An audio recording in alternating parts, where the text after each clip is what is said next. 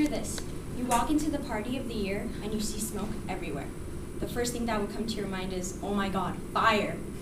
But you're wrong. All this smoke is created by a water pipe, better known as hookah. Hookah has made its way from around the world and is now in our college and young adult life. Hookah is a water pipe in which you use to smoke flavored tobacco. Since it is now in our college life, many more college students are now open to the idea of hookah, and many more young adults have been trying the new craze with little knowledge on what it actually is. Since my family is from the Middle East, I have never been a stranger to hookah, and recently I've seen an increase of it in parties and in my city. Contrary to popular belief, hookah is not safer than cigarettes. It could actually be worse. First, I'm going to talk about what hookah is. Second, on how they are targeting young adults. And thirdly, how it could be damaging to our body. So, in basic terms, hookah is a water pipe used to smoke flavored tobacco, which originated in the Middle East. It's smoked through a hose, which is connected to a water bowl. And the smoke is created by the charcoals on top, which light the flavored tobacco inside the head. There's a wide range of flavors, from exotic fruits to fresh mints and much more. It's the wide variety of flavors which attract many people to smoke in the first place.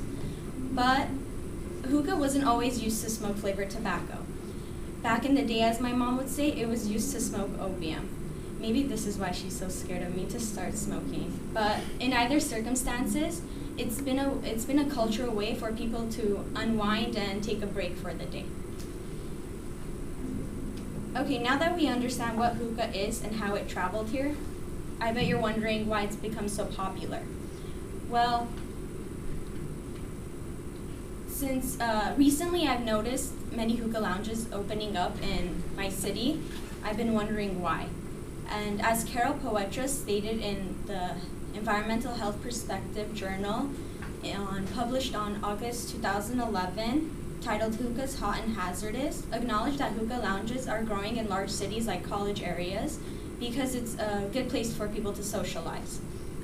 In another article published in the New York Times on June 8, 2011, titled Danger Hookah Smoke by Omarion Burton, has observed that hookah has caught the eye of many young people, mainly because not all young people know the facts about hookah. And I've even heard the stories of how hookah is safer than cigarettes because the water filters out all the toxins, which I will touch on in a little bit.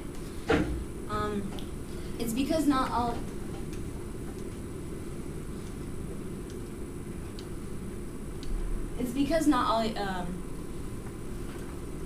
not all young adults know the truth about hookah is why it's becoming so popular.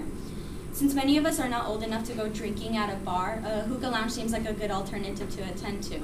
Since they offer good music and good food and they admit 18-year-olds, it seems like a good way for college students looking for a break to go and just have a quick smoke with flavored tobacco. Now that we know why they are targeting us, let's take a look on the kind of damage it can do to our body. In an article published by Douglas Quenqua, published in the New York Times in May 31st, 2011, titled "Putting a Crimp in the Hookah," put a fact behind the myth that the water bowl filters out all the toxins in the hookah. This actually ends up being false. Since there is absolutely no filter in the hookah, this causes it to be just as harmful as cigarettes. Also, because hookah sessions usually last about from 30 to 90 minutes, this causes you to take in a larger amount of smoke, and because you are taking in much more smoke, this is much harmful than a puff of cigarette. The more smoke in your lungs, the more toxins you are putting in your system. Besides the heavy intake of smoke, besides the heavy intake of tar and carbon monoxide, we also have to worry about the cleanliness of the hookah. If hookah lounges aren't properly taking care of cleaning the hookah, you can share diseases with your friends and other people who share the same hookah.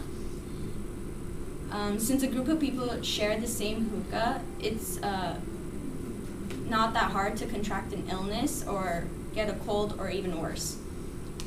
According to the Center for Disease Control's website's fact sheets, last updated November 15, 2012, not only do the toxins directly in the hookah affect one's health, but the charcoals on top too, used to light the flavored tobacco. To properly use a hookah, you have to light the charcoals on top, and this releases carbon monoxide. And we've all heard of the dangers of CO. But it doesn't stop there. Not only does the person smoking the hookah directly not only does the person who smokes the hookah directly is affected, but also the people around them. Due to secondhand smoke, the people around the hookah user can contract illnesses such as cancer of the mouth or lungs or stomach. And it doesn't stop there either. You can also get oral cancer due to the heavy intake of smoke and the sharing of the hookah tip. And also, just like how pregnant women should not be smoking cigarettes, because hookah contains the same amount of toxins, this can put the babies at risk, which can cause complications during or after birth. Since the intake of smoke is much longer and the duration of the smoking is much larger, this puts you at a higher risk of contracting an illness. So now that we have all been enlightened by the facts as to why hookah is not safer than smoking cigarettes, I'll begin to conclude this. In the end, we now know that hookah is not safer than cigarettes. Young adults like ourselves are the prime users of hookah, and although smoking from a water pipe may seem safe, we've learned that hookah is actually has no filter and can cause serious illnesses. So next time you're at a party, don't panic or cry. Just remember the facts and you'll be safe.